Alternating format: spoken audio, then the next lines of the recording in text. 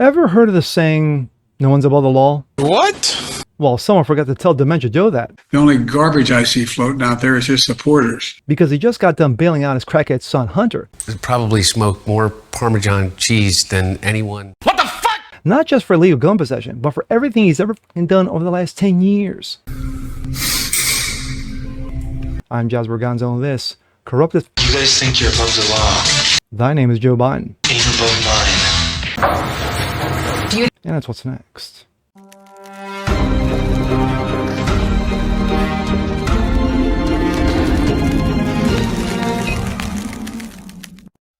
What's up, ladies and gentlemen? Jasper Gonzo. What's next? Your daily dose, common sense, facts, and salt. Hope you guys are feeling good today on this Monday. And I tend to usually say that it's a new day, new week, and new bullshit. And oh, this one fits the bullshit term perfectly. More like horse shit, if it's anything else. But first, you can tell I'm sporting the green. My Eagles came into Baltimore and took the Ravens down. Yes, so they're 10-2, so I'm a happy little fellow. But anyway, back to the story at hand. You know what Joe did? Joe was, spending the weekend in Nantucket, with the family, family and friends, having a nice good old time in his final waning days as elected president of the United States. He's like, Hunter, I'm going to do you a solid. Well, what's that, Pop? Well, I'm going to pardon you. Now you like that? Hunter's like, no. Why? Shouldn't I be accountable and responsibility for my actions as a full-grown adult who just happens to smoke crack? Well, no, Hunter. That's what dads are here for. And that's exactly what he did. What a piece of shit. This, coming from the New York Post, from Miranda Devine. Now, a little background history on her. She was the one, for those of you who have short-term memories. She was the one who broke the Hunter laptop story in 2020, during the whole pandemic thing, so you might have been busy. Anyway, which was, of course, suppressed, censored by big tech. So, just a little refresher. We always knew Joe Biden would pardon troubled son Hunter, fitting the president would break another promise to the American people. And of course, there you go. Look at the clowns. We always knew that Joe Biden would pardon his troubled son Hunter, no matter how many times he promised he wouldn't. So it's fitting that one of the final acts of this mendacious president before leaving office was to break yet another promise to the American people. Thus, on Sunday night, the president issued a statement from the White House declaring that he had just signed a full and unconditional pardon for Robert Hunter Biden. The pardon Joe vowed he would never give comes days just before Hunter was due to be sentenced over a felony gun conviction in Delaware in June and a California felony tax fraud charges in September, which he pled guilty on the very first day of trial. Joe claims that Hunter was selectively and unfairly persecuted, and that clearly Hunter was treated differently, singled out only because he was my son. It's an amusing twist. The president explained away his lies to the American people by lying about his lying. For my entire career, I followed a simple principle. Just tell the American people my truth, not the truth. So, just to clarify. Blatant about face. Joe told reporters in June that after Hunter was convicted of felony gun charges in this... Blatant about face. Joe told reporters in June after Hunter was convicted of felony gun charges in Delaware, he would not pardon his son. I said I abided by the jury's decision, he said at the G7 summit in Italy. I will do that, and I will not pardon him. When a reporter asked, do you plan on commuting your son's sentence? Joe said, no. With the truth of a president, that would have been the end of it. But with this fabulous plagiarist Pinocchio currently at the job, it meant nothing. The same for the repeated assurances of the perennial know-nothing Jean-Luc Picard from the White House podium that no pardon will be forthcoming. No wonder Hunter looked so smug over the weekend. He was photographed out and about with Nantucket and his dad and the rest of the Biden clan. For a guy facing two prison sentences, he was chewing gum and acting like he didn't have a care in the world. Because he didn't. Hours after Joe and Hunter dined at a Nantucket restaurant named, appropriately enough, the Brotherhood of Thieves, G. The Washington Post published excerpts Saturday from a document written by his first son's lawyers and made the emotional case for his pardon. Since his father was the only person on the planet with the power to pardon Hunter, at least until his presidency ended on January 20th, the 52-page paper would have seemed to be written for an audience of one, the Oval Office guy vacationing with his family on Nantucket.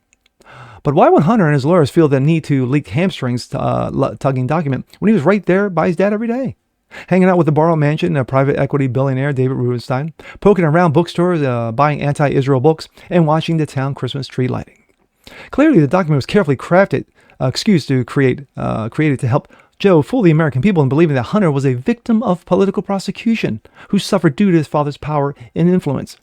If you read the excerpts of his lawyer's mournful missive titled "The Political Prosecutions of Hunter Biden," you would see the echoes of Joe's Sunday night statement. You would see that they hold grave fears for his son Hunter, future now that the dreaded Donald is taking power. With the election now decided, the threat against Hunter is real, his lawyers wrote. There is no disputing that Trump said his enemies list included Hunter. The prospect of Trump turning his vengeance on the special counsel prosecutors if they fail to take a hardline stance against Hunter no doubt exerts considerable pressure on them. Hunter's pricey lawyer, Abe Laurel, described his opus dramatic terms as the complete and reprehensible history of the political prosecution of Hunter Biden, a 7-year saga propelled by unrelenting political desire to use his son to hurt his father. No, your son was trash, but stating facts. It's a wild and terrifying story. A stark warning there of what is to come of the same Republicans who targeted Hunter prepare to resume power and have stated their intention to use the government's vast power to pursue their perceived enemies. His thesis is laughable. How right? Hunter, knowing committed crimes for which he has been pardoned, did so with the arrogant belief that his father's power made him untouchable. Yes, invincible. How right he was. And despite Lowell's excuse for that Hunter was in the throes of serious drug addiction, Hunter was sober at the time he committed the tax fraud, according to his own timeline he presented in court. Hunter's father and lawyers have spun a financial narrative expecting that most people won't know the whole story. Truth is, the Hunter legal team bullied the DOJ into not charging Hunter. They did so by invoking Joe's name. They would have succeeded if not for the IRS whistleblowers Gary Shapley and Joe Ziegler, who told Congress the truth about the years-long political obstruction of their investigation to favor Hunter and hide Joe's involvement in the family influence and peddling schemes. Why haven't we seen this report yet? But Hunter Biden's legal team has consistently gone to the extremes to attack us for doing so. Our duty as a career law enforcement agents, Shapley and Ziegler said Saturday. Whistleblowers fume. No amount of lies or spin cannot assume the truth that the Justice Department neatly let the president's son off the hook with multiple felonies. We did our duty, told the truth, and followed the law. Anyone who's reading the lawyer's excuse now should be remembered that Mr. Biden admitted to sex crimes in federal court as attorneys targeting us for lawful whistleblower disclosures, and we are now suing one of those attorneys for smearing us with false accusations. The Bidens are correct when they said that the legal system was corrupted by political leaders in this country. Or as Joe puts it, the raw politics has infected the process, but not the way they pretend. Hunter got an unfair advantage because of his father's power. He broke laws with impunity and knowing that nobody would ever stop him doing exactly what he wanted. Every time he slipped up, his father and his minions, FBI, DOJ, IRS, State Department, and the CIA intervened and cleaned up the mess. The corrupted investigation in Delaware was just the tip of the iceberg. Hunter didn't even have to worry about legal fees and living expenses to support his lavish lifestyle. Daddy donors came through. The person who corrupted the legal system in this country is Joe Biden. He weaponized it against his political nemesis, Donald Trump, and Trump supporters. Trump is the victim of unjust prosecution, not Hunter. But the American people understand that, as they proved on Election Day when they elected Trump in a landslide, despite the lawfare. That's why the news of Hunter's pardon is the least surprising news of the decade. Nobody believes a word of a Biden. Great read. Great article by Amanda Devine. Again, a refresher. She was the one who broke the story on Hunter Biden's laptop, which had all the goodies, like a episode out of P. Diddy or the Epstein files, and yet was completely censored and suppressed because it had nothing to do with Joe. DOJ, nothing. Attorney General had nothing to do with them going to big tech and say, hey, you know what? This thing with Hunter. This could get a lot of, it could get loud. It could get noisy. It could get ugly for me, to win the election, the most fair election of all time.